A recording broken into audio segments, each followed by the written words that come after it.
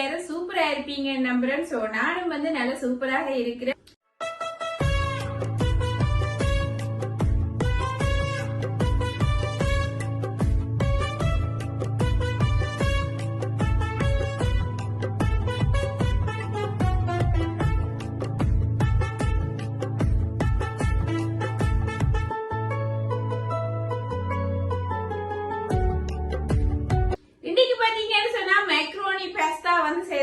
போறேன். அதாவது இங்கிலாந்து ஸ்டைல்ல யூகேல வந்து டீனேஜ் பிள்ளைகள் வந்து குயிக்கா செய்து சாப்பிடக்கூடிய ஒரு உணவு தான் செய்து காட்ட போறேன். அது ஹெல்த்தியான முறையில அதை வந்து இந்த உணவை செய்து கொள்ளலாம். மெக்ரோனி கொண்டு வச்சிருக்கிறேன். இட்டாலியன் மெக்ரோனி இருக்குது. சோ இந்த மெக்ரோனில தான் இந்த ஹெல்த்தியான முறையில இந்த பாஸ்தாவை செய்து காட்ட போறேன். எல்லாமே கிரீனாக இருக்கின்றது. நான் செய்யும் பொழுது உங்களுக்கு சொல்லிக் கொள்றேன் என்னென்ன தேவை என்று சொல்லி. சோ அதுக்கு மேல இந்த சேனலை யாராவது புதுசா பாக்குற நீங்களா இருந்தா வெள்ளைக்கோனை பிரஸ் பண்ணி சப்ஸ்கிரைப் கொடுத்து ஆதரவு கொடுத்துக்கொள்ளுங்க. அதுடன் பாத்தீங்கன்னு சொன்னா உங்களோட ஃப்ரெண்ட்ஸ் அண்ட் ஃபேமிலிக்கும் ஷேர் பண்ணிக்கொள்ளுங்க. சோ அவையும் வந்து இப்படியான ரெசிபிய செய்து சாப்பிட்டு கொள்வதற்கு. அதுடன் பாத்தீங்கன்னு சொன்னா அதாவது என்னுடைய காணொலியில வந்து சப்ஸ்கிரைப் பண்ணாதவதான் பார்த்து கொண்டிருக்கணும். பிளீஸ் வந்து முடிஞ்சா சப்ஸ்கிரைப் பண்ணிக்கொள்ளுங்க நீங்க பார்க்கும் பொழுது. இப்ப காணொலிக்கு போய் பார்த்துக்கொள்ளுவோம் எப்படி இந்த கிரீன் கலர் பாஸ்தாவை செய்து காட்ட போறேன்னு. மெக்ரோனி இருக்குது. அதாவது கிரீன் பாஸ்தா செய்யறதுக்கு மெக்ரோனி வச்சிருக்கிறேன். பிளாக் பெப்பர் இருக்குது, கருப்பு மிளகு இருக்குது, மின்ட் லீவ்ஸ் இருக்கு, கொரியாண்டர் லீவ்ஸ் இருக்கு, புதினா, கொரியாண்டர், ஸ்பினிச் இலை இருக்குது. சோ இது பாத்தீங்கன்னு சொன்னா கார்லிக் இருக்குது, உள்ளி, பச்சை மிளகாய், கிரீன் சில்லி. அத்துடன் பாத்தீங்கன்னு சொன்னா அவகோடாவும் ஒன்று போட்டுக்கொள்ள போறேன். நல்ல சுவையாக இருக்கும் அவகோடா போடும் பொழுது. அத்துடன் கொஞ்சமாக வந்து சீஸும் போட்டுக்கொள்ள போறேன். கொஞ்சமான இன்கிரீடியன்ஸ்ல குயிக்கா செய்யக்கூடிய இந்த பாஸ்தாவை கிரீன் பாஸ்தாவை எப்படி செய்யறேன்னு சொல்லி பாப்போம். மெக்ரோனி பாஸ்தா செய்யறதுக்கு வந்து இப்ப வந்து தண்ணி விட்டு கொள்ள போறேன். நான் சுடுதண்ணி விட்டு கொள்றேன். நீங்க பச்சை தண்ணி விட்டு சூடு ஏற்றி கொள்ளலாம். சோ நான் சுடுதண்ணி விட்டா போய் காமிஞ்சிடுமென்றதுக்காக சுடுதண்ணியே முதல் விட்டு கொள்றேன் இந்த பாத்திரத்துல. இப்ப பாத்தீங்கன்னு சொன்னா புதினா இலை வந்து இப்ப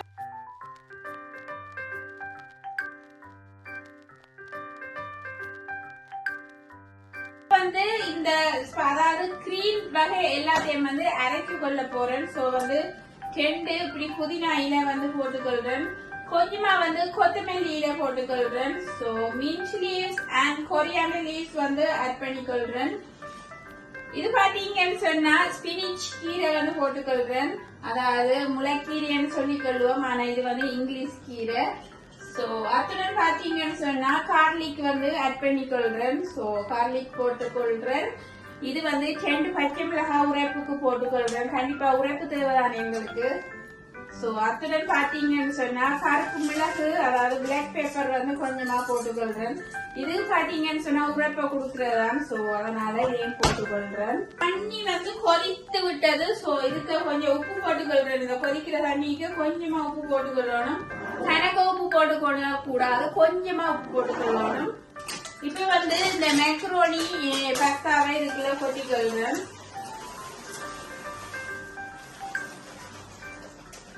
கிட்டத்தட்ட ஒரு 150 கிராம் அளவுல கொட்டி கொள்றேன் நான். சோ கணக்க கொட்டி கொள்ளையில 150 கிராம் போதுமானது. இப்ப வந்து இப்படி வடிவா மிக்ஸ் பண்ணி கொள்ளணும். அடுப்பை குறைச்சி வச்சு கொள்ளணும். இல்லைன்னு சொன்னா பொங்கி ஊத்திடும்.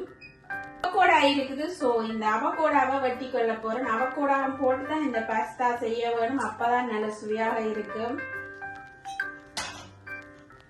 அவகோடா பாத்தீங்கன்னு சொன்னா சூப்பரா வந்திருக்கு. சில வெள்ள உள்ளுக்க கருப்பு வரும். சோ ஐ ஆம் ஏ லக்கி பர்சன். சோ அதனால பிளாக் எதுவும் உள்ளுக்க வரவில்லை.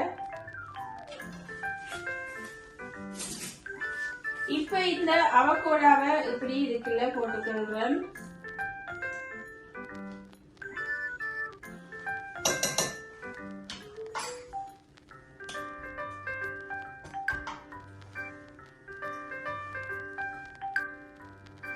அவகோடா பாத்தீங்கன்னு சொன்னா இப்படி போட்டிருக்கிறேன். இப்ப அவகோடாவும் போட்டுட்டேன். தண்ணி எதுவும் விடுறது இல்ல. இப்ப பாத்தீங்கன்னு சொன்னா அவகோடா வந்து இதுக்கு போட்டிருக்கிறேன். இப்ப வந்து கொஞ்சமா ஒலிவ் ஆயில் விட்டுக்கொள்றேன். தண்ணி எதுவும் விடுறது இல்ல. ஒலிவ் ஆயில் கொஞ்சமா எக்ஸ்ட்ரா வர்ஜின் ஒலிவ் ஆயில் வந்து கொஞ்சமா வந்து விட்டுக்கொள்ளணும். இப்ப இத நான் வந்து மிக்சியில போட்டு பிளைண்ட் பண்ணி எடுத்துக்கொள்ள போறேன், தண்ணி எதுவும் இல்லாம.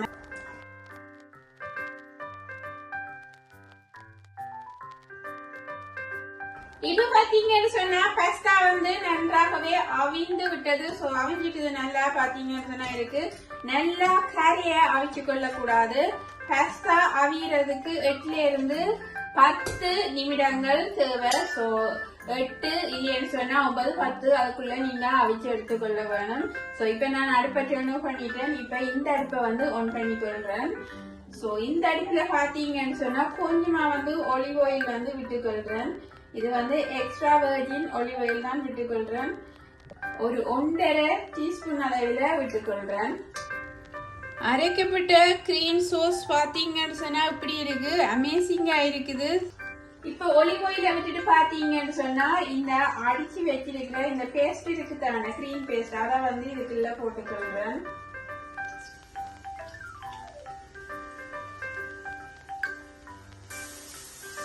இப்ப இந்த கிரீம் பேஸ்ட் இதுல பாத்தீங்கன்னு சொன்னா இந்த ஆயில்ல லைட்டா பச்சை மணம் போறதுக்கு இப்படி வந்து நான் மிக்ஸ் பண்ணி கொள்றேன். இப்ப வந்து இந்த பேஸ்ட் இந்த ஆயில்ல வடிவா போட்டு வடிவா வந்து இந்த ஆயில்ல பச்சை மணம் போறதுக்கு மிக்ஸ் பண்ணி இருக்கிறேன். நல்லா மிக்ஸ் பண்ணிடாதீங்க கன நேரமா, 1 மினிட் போதுமானது. இப்ப இந்த அவிச்சு வச்சிருக்கிற இந்த பாஸ்தாவை இதுக்குள்ள கொட்டி கொள்றேன்.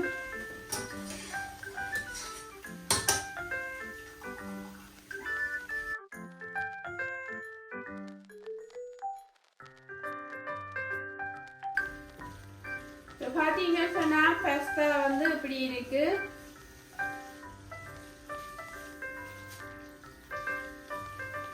நல்ல ஹெல்த்தியான பாஸ்தாவும் கூட இந்த கிரீம் பாஸ்தா.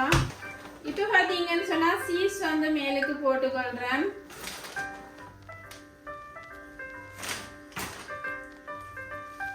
இப்படி சீஸை போட்டுக்கொள்ளுங்க. கூட சீஸ் தேவைன்னு சொன்னாலும் போட்டுக்கொள்ளலாம். எனக்கு இவ்வளவு சீஸும் போதுமானது. ஸோ அதனால நான் போட்டிருக்கிறேன். இன்னும் இழுபடுற மாதிரி உங்களுக்கு சீஸ் வேணும்னு சொன்னா நீங்க கூடவும் போட்டுக்கொள்ளலாம். பார்த்தீங்கன்னு சொன்னா கிரீன் கலர் மாறாமல் அப்படியே இருக்குது. இப்போ அடுப்பை டர்ன் ஆஃப் பண்ணிக்கொள்றேன்.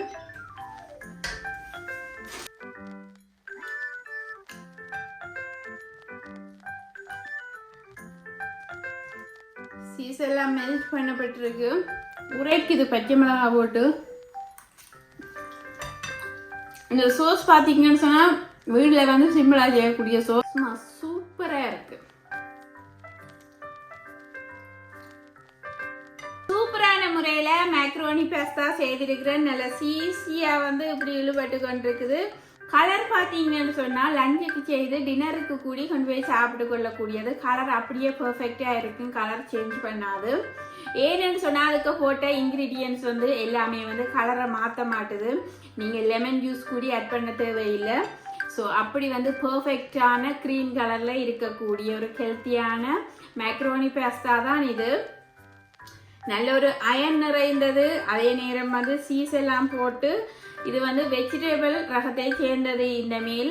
ஸோ வெஜிடபிள் யாரெல்லாம் சாப்பிட்றீங்களோ சிம்பிளான முறையில் சாப்பிடணும்னு சொல்லி யோசிச்சா இப்படி வந்து செய்து நீங்கள் வித்தியாசமாக சாப்பிட்டு கொள்ளலாம். அதே மாதிரி நான் வந்து உங்களுக்கு லஞ்ச் இல்லைன்னு சொன்னால் டின்னர் ஐடியாவும் தந்திருக்கிறேன். இது டின்னருக்குன்னு சாப்பிடலாம், லஞ்சுக்குன்னு சாப்பிட்டு கொள்ளலாம். சுட சுட வந்து சாப்பிட நல்ல சுவையாக இருக்கும். ஸோ நீங்களும் வீட்டில் இப்படி செய்து பார்த்து எப்படி இருக்கு, என்ன மாதிரி இருக்குன்னு சொல்லி கமெண்ட் பண்ணிக்கொள்ளுங்க. அதே மாதிரி லைக் பண்ணிக்கொள்ளுங்க. உங்களோட ஃப்ரெண்ட்ஸ் அண்ட் ஃபேமிலிக்கு ஷேர் பண்ணிக்கொள்ளுங்க. அதே மாதிரி இப்படியான ரெசிபியை செய்து சாப்பிட்டு கொள்வதற்கு மறந்து போகாம பெல் ஐக்கானை ப்ரெஸ் பண்ணி ஒரு சப்ஸ்கிரைப் கொடுத்துக்கொள்ளுங்க. அத்துடன் வந்து என்னுடைய சேனல் வந்து நீங்கள் சப்ஸ்கிரைப் பண்ணாமல் தான் நிறைய பேர் பார்த்து கொண்டிருக்கிறீங்க. ப்ளீஸ் முடிஞ்சா வந்து சப்ஸ்கிரைப் பண்ணி அதை பார்த்துக்கொள்ளுங்க. அதே மாதிரி என்னுடைய சேனலுக்கு ஆதரவு கொடுத்துக்கொள்ளுங்க. அப்போதான் வந்து நானும் ரெசிபியை வந்து நல்ல இன்ட்ரெஸ்டாக வந்து போட்டுக்கொள்ளக்கூடியதாக இருக்கும். ஸோ அதனால தான் சொல்லிக்கொள்கிறேன். அதாவது நீங்கள் ஆதரவு கொடுத்தா தான் நானும் வந்து நல்ல உற்சாகமாக வந்து வீடியோ போடக்கூடியதாக இருக்கும். ஸோ அதனால தான் சொல்லிக்கொள்கிறேன். ஸோ வந்து நல்ல யம்மியான கிரீன் பாஸ்தா செய்து காட்டியிருக்கிறேன். நீங்களும் வீட்டில் செய்து பார்த்துக்கொள்ளுங்க. இன்னும் ஒரு சூப்பரான ரெசிபியோட நான் உங்களை சந்திக்கிறேன். நன்றி, வணக்கம், பாய்.